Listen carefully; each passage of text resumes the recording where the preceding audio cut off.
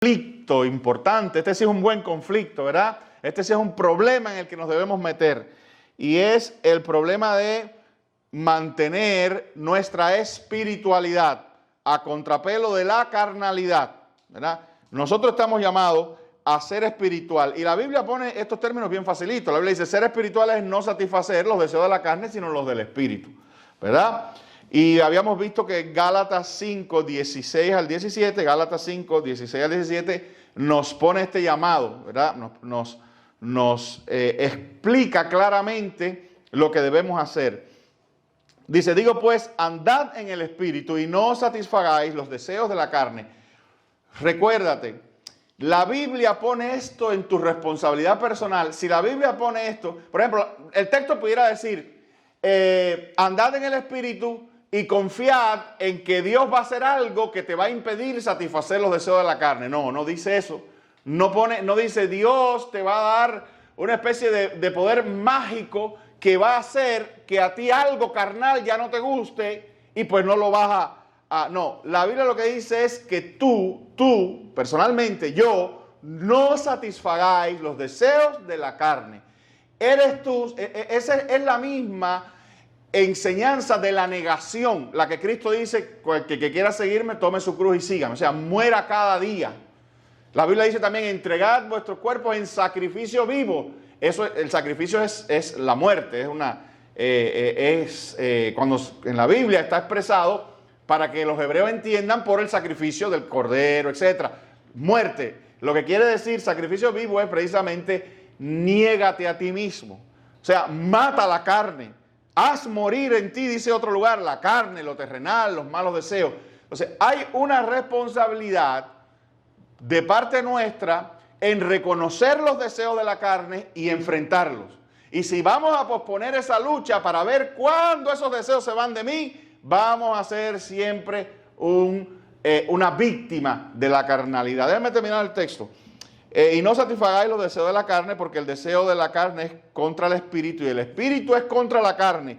Y estos se oponen entre sí para que no hagáis lo que queréis o lo que quisierais. Eso quiere decir que lo que se opone contra los santos y puros y buenos deseos que tú tienes de ser cristiano, de amar a Dios, de hacer lo que Dios le desagrada, es precisamente los deseos de la carne. Esa es tu lucha, esta es la lucha de todos nosotros. Esa es la guerra que todos llevamos y que todos debemos asumir. ¿Amén? Yo no puedo vivir una vida cristiana siempre víctima de todos mis pecados, de todas mis historias. ¿Amén? Yo no puedo acomodar mis pecados, ese no es la idea bíblica. La idea bíblica de la santificación no es que de alguna manera yo me adapto a acomodar mis pecados y acomodar lo que a Dios le desagrada en la vida cristiana. No, la vida cristiana es un constante enfrentar, esa es la santificación, un constante enfrentar de lo peor de mí para que se imponga lo mejor de Jesús. Amén. Eso es no satisfacer los deseos de la carne. Hermano, el cristiano nunca va a terminar con eso, pero va a vencer. Yo quiero decirte, así como te presento esta realidad de esta lucha, yo quiero decirte que sí hay victoria y hay superación de esas cosas, porque ahí es donde sí viene la ayuda y la asistencia del Espíritu Santo. El Espíritu Santo va a crear en ti un corazón nuevo y va a crear en ti una nueva voluntad y un deseo y una fuerza interna para resistir lo peor de nosotros.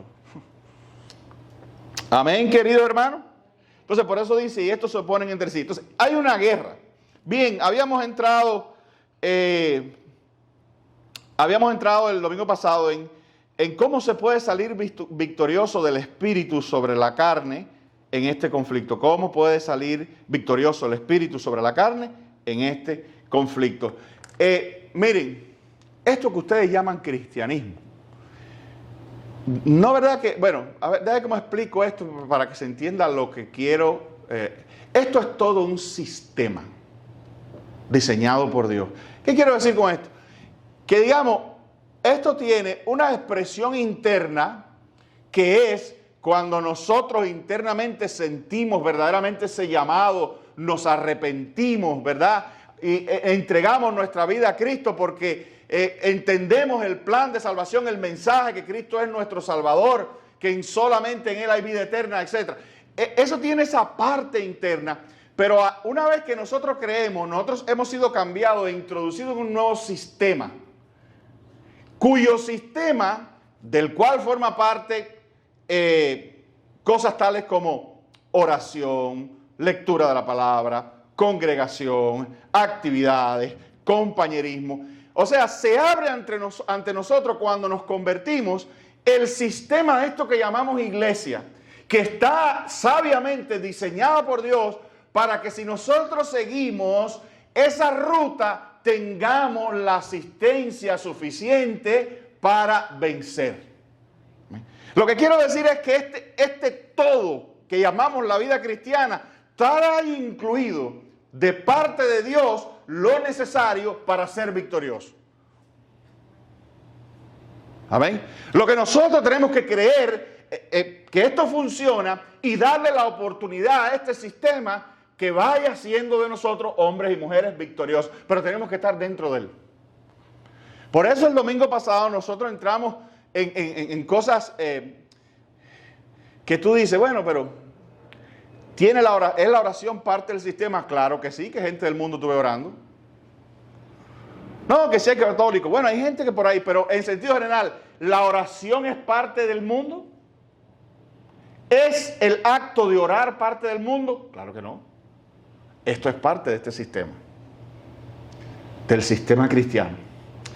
¿Es la lectura de la Biblia parte del mundo? ¿Tú ves a la gente en los moles leyendo la Biblia? ¿Tú la leías cuando no eras cristiano? ¿En tu casa se abría la Biblia y se leía o se mencionaban versículos bíblicos? Claro que no.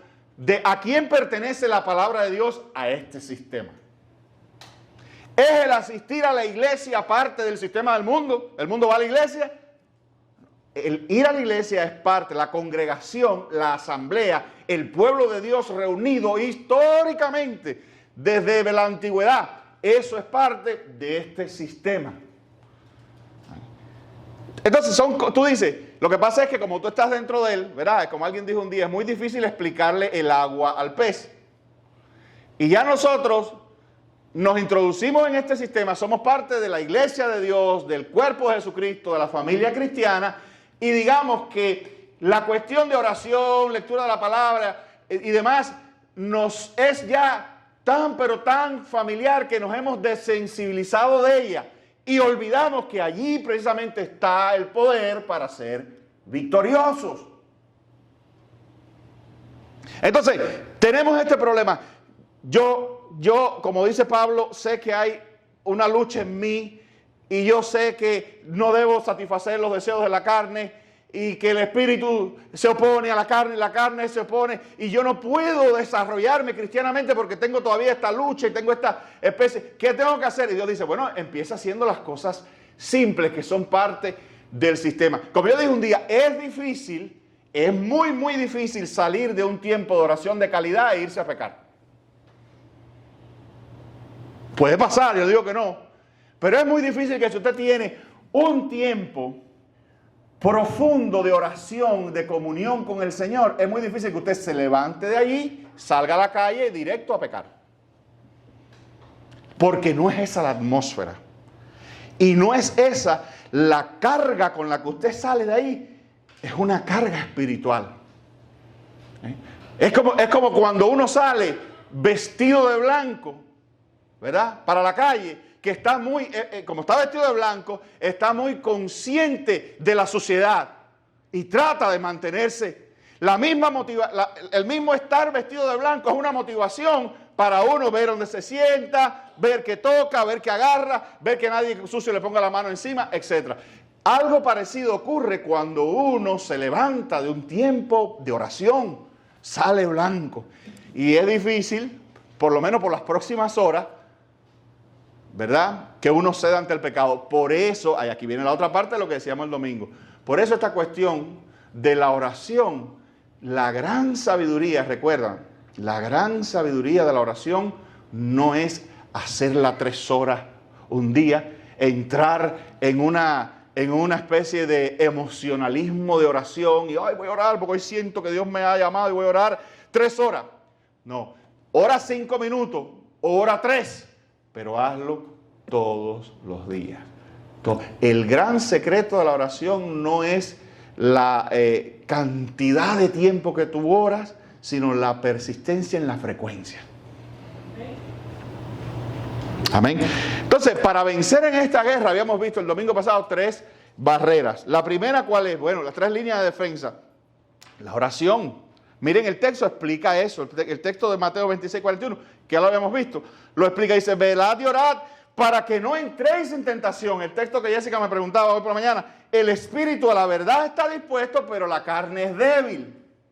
Fíjate lo que dice el texto. Dice, velad y orad, ¿para qué cosa? Para que no entréis en tentación. ¿Por magia? ¿Por arte de magia? No, porque la experiencia de la oración es tan fuerte que ayuda a uno a salir en la correcta mentalidad, en la correcta atmósfera para no caer en tentación. Amén. Entonces, pero dije algo importante. Yo quiero, hermano, que esto se quede con ustedes. Ora 3 minutos. Ora 4, pero ora todos los días, todos los días. Proponte que la disciplina sea orar todos los días, aunque sean 3 minutos. El otro que habíamos visto era la lectura de la palabra, porque habíamos visto que el Salmo 119 dice, ¿con qué limpiará el joven su camino? Con guardar tu palabra. Nosotros necesitamos, digamos que la oración nos pone en la atmósfera espiritual. Pero la Biblia, la palabra de Dios, nos da los detalles de la atmósfera espiritual. Nos los pone en palabras, ¿no? La Biblia es lo que te dice a ti qué es el pecado y qué no lo es, qué es lo malo y qué es el bien. Entonces, ¿cómo uno limpia el pecado? Bueno, con esa instrucción. Es como si dijera, ¿cómo se prende tal equipo? Bueno, leyendo las instrucciones. Si a ti te traen ahora aquí un equipo nuevo que tú no conoces, el televisor ya tú sabes cómo es, pero al momento, qué sé yo, inventan cualquier cosa y te lo traen aquí. Y te dicen, ponlo a funcionar, aquí está el prospecto, las indicaciones. ¿Qué es lo que tú vas a hacer? Leer las indicaciones. ¿Con qué harás hacer funcionar ese equipo? Con leer las instrucciones. Amén. Asimismo, ¿con qué limpiará el joven su camino? Leyendo las instrucciones de qué es ser limpio. Es tan sencillo. Y con la Biblia aplica exactamente lo mismo. No leas, yo tengo que leer la Biblia. Yo oigo gente que dice, no, yo leo la Biblia 2 capítulos diarios. Qué bueno. Qué bueno. La leo 2 capítulos diarios y ya al año la leí. Qué bueno. Pero como la Biblia no va a ningún lugar, porque esto a veces nosotros caemos en ciertas cosas que no las pensamos bien, ¿no? No le damos taller.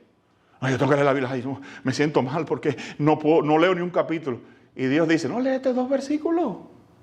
2. Todos los días. Todos los días. Todos los días.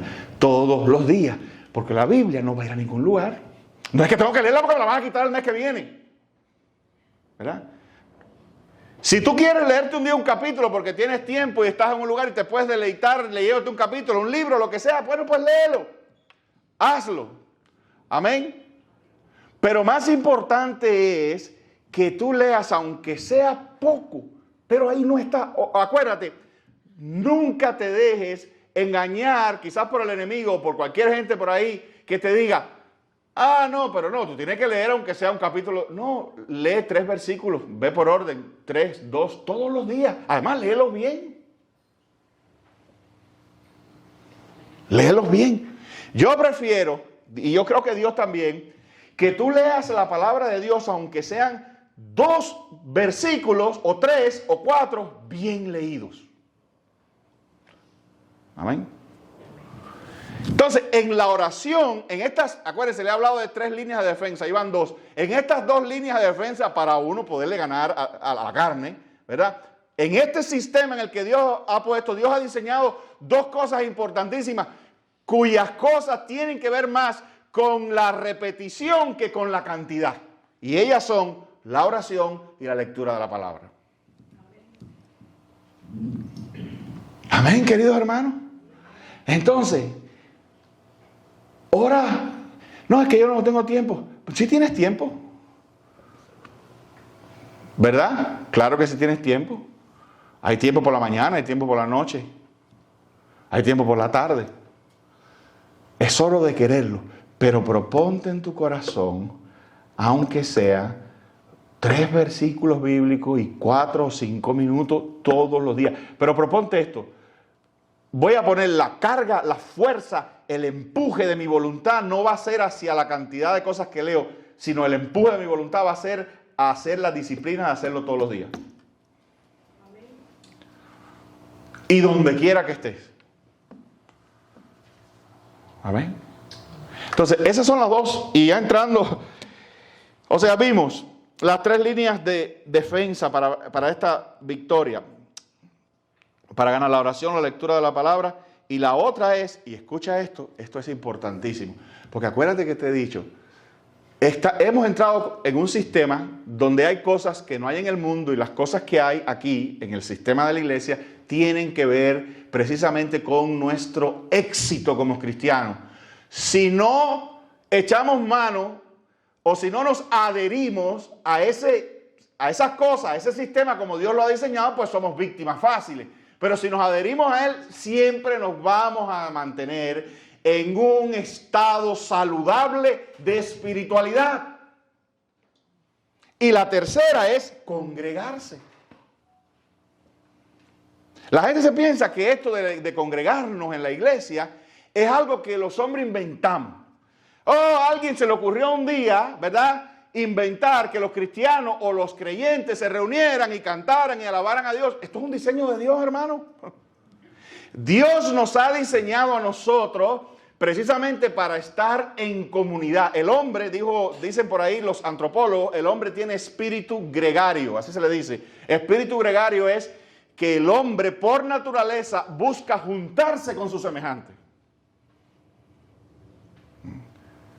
Lo tiene en su naturaleza. Dios, más que nada, Dios nos ha diseñado para que nosotros los creyentes nos reunamos en su pueblo, en su asamblea, fundamentalmente para alabarle, para darle gloria y para juntos en comunidad escuchar su palabra, sus instrucciones. Hay cosas, otra vez vamos al sistema, ¿verdad?, donde el mundo se reúne a escuchar la palabra de Dios. En ningún lugar.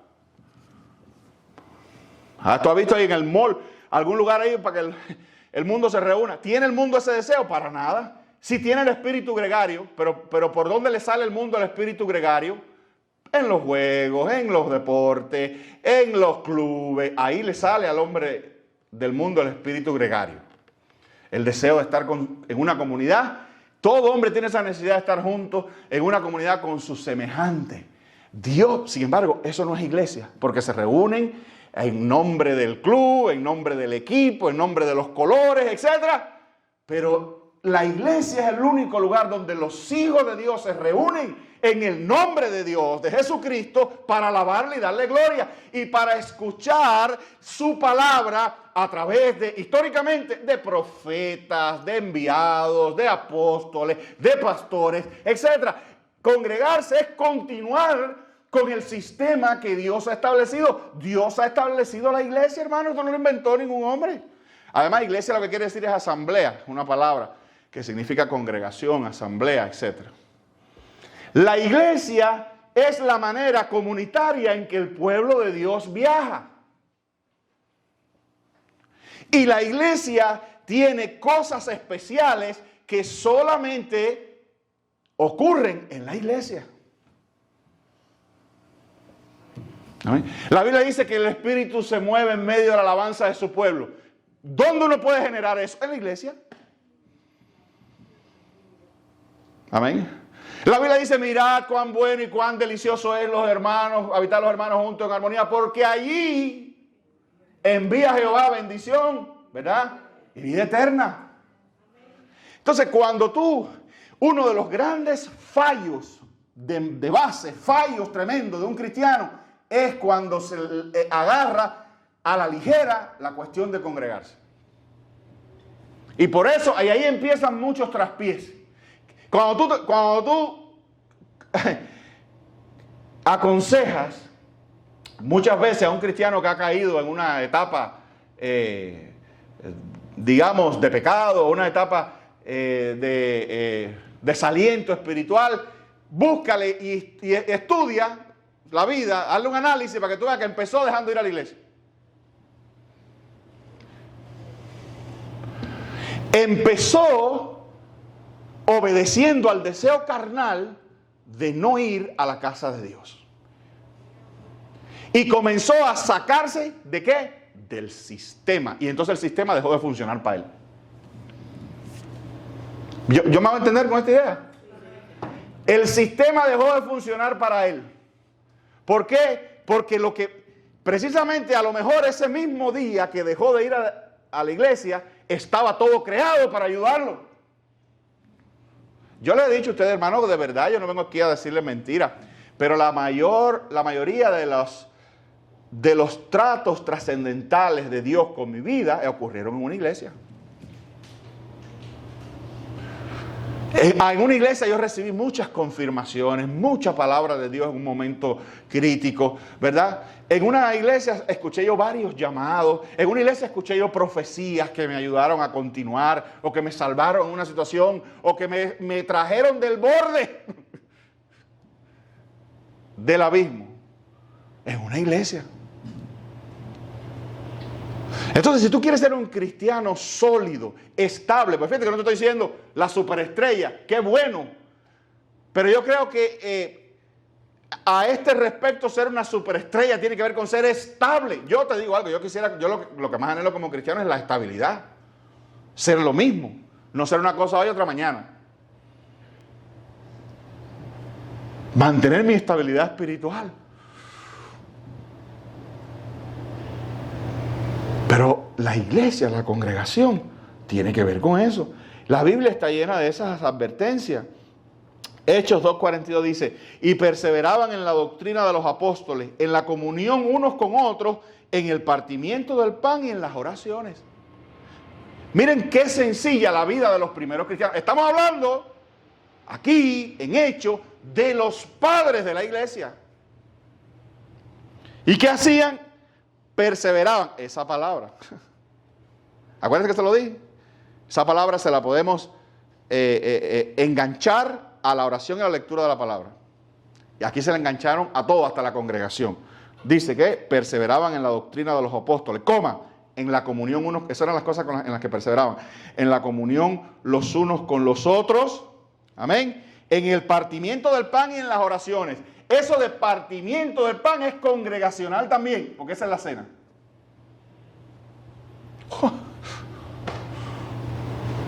Y en las oraciones en plural. Todo es la expresión congregacional. Perseveraban en la doctrina, la palabra de Dios, en la comunión los unos con los otros, en estar juntos, en aprovechar los momentos que el sistema ha diseñado para que estemos juntos y nos ayudemos. En el partimiento del pan, eso es congregacional también, esa era la cena del Señor, lo que hacemos aquí. Y en las oraciones, juntos, orando por un propósito. Amén. Pero hay más. Mira lo que dice Hebreos 10:25. No dejando de congregarnos como algunos tienen por costumbre, sino exhortándonos, y tanto más cuando veis que el día se acerca. Pablo estaba hablando de malos días que venían sobre el pueblo de Israel. De hecho, vinieron en el año 70 con la destrucción y la aniquilación prácticamente de toda Jerusalén. Vinieron días malos. Y cualquiera pudiera decir, bueno, estamos viviendo días malos hoy. ¿Verdad? ¿Y cuál es la respuesta? ¿Qué es lo que tiene el sistema para los días malos? Congregarse.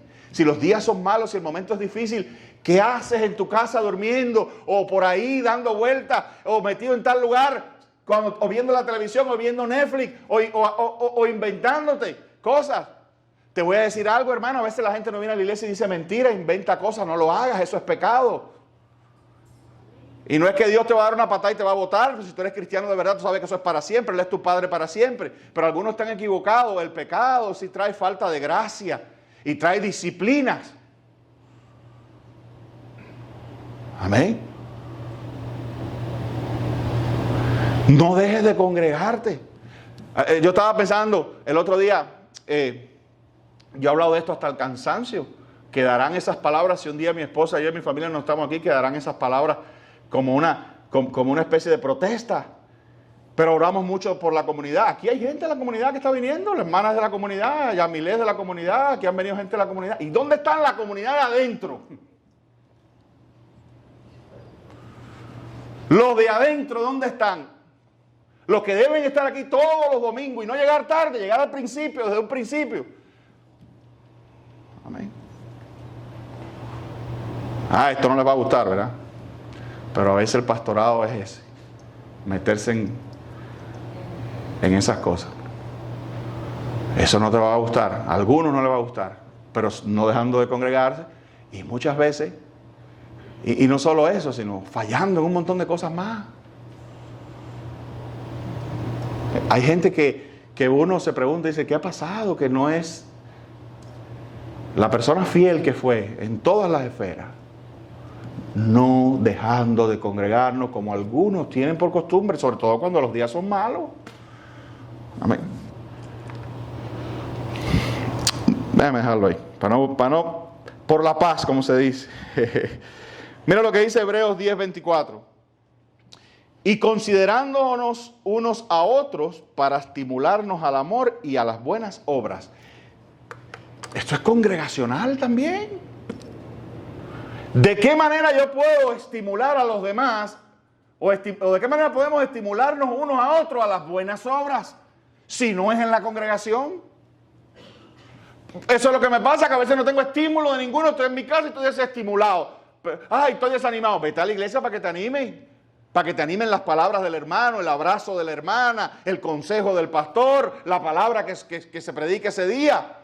¿Verdad? Para que te estimule la vida de otra persona, los sufrimientos y la victoria de otro. Para que te estimulen las buenas obras de alguien. Cuando tú oigas lo que hizo el hermano, lo que hizo la hermana, tú quieras hacer eso también. O decirle al Señor, bueno Señor, yo veo como tú usas al hermano fulano y veo como tú usas a la hermana fulana. Siento ganas de que me uses a mí también. ¿En qué me puedes usar? ¿Dónde ocurre todo eso? En la congregación. En la iglesia del Señor. Amén. Entonces, oración, lectura de la palabra y congregación. Ahí hay 3 tremendas torres de defensa del castillo de tu vida espiritual. Y levanta tu casa sobre las rocas. Amén. Es que yo estoy desanimado. Pero para eso, ¿qué dice? Para estimularnos.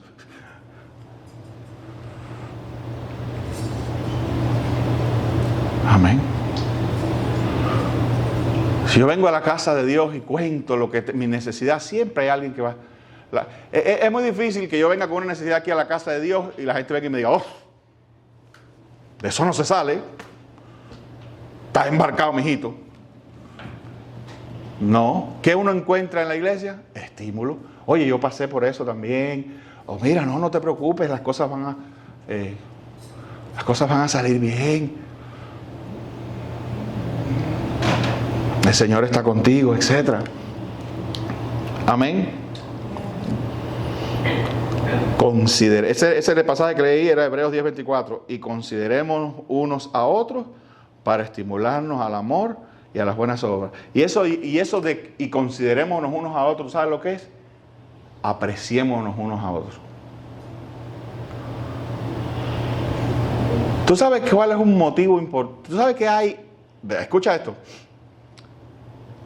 Hay algo en congregarse que tiene que ver con el aprecio que tú tienes por los demás, por los que están aquí. Dice, y considerando, es como si la Biblia dijera, y apreciémonos unos a otros, valorémonos unos a otros para estimularnos. ¿Verdad? A veces tú escuchas gente por ahí que se fue de la iglesia y lo anda diciendo, no, yo me fui de esa iglesia porque ya no me gustaba X, o porque hay gente que se ha ido, créalo o no, aquí hay gente que se ha ido de esta iglesia porque yo no me pongo otra. Y la pregunta es, ¿y la gente? Bueno, está bien, vamos a suponer, te cae mal el pastor. Pero ¿y la gente? No dice el texto y considerándonos unos a otros. Entonces casi siempre, la gente no, los hermanos que repiten lo que otro dice no caen en esa cuenta, no lo piensan bien y eso no.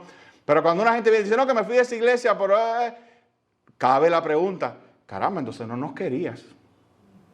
No éramos tu familia, no éramos tu comunidad, porque si cualquier cosita como el traje de un pastor te hizo irte y abandonarnos, quiere decir que no nos querías. No al pastor, olvídate del pastor, o no voy a la iglesia porque ahí está la hermana fulana. ¿Y el resto de los hermanos? ¿Verdad?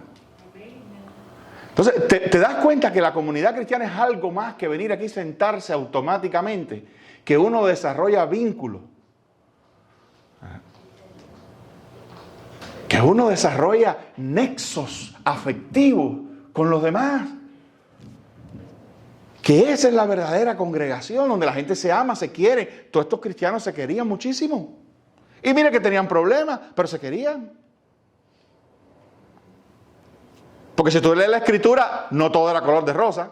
Y Pablo discutía con Bernabé, y discutía con Pedro, y Pedro con no sé quién, pero se querían, estaban juntos siempre. Perseveraban unánime. Y se querían, ¿por qué?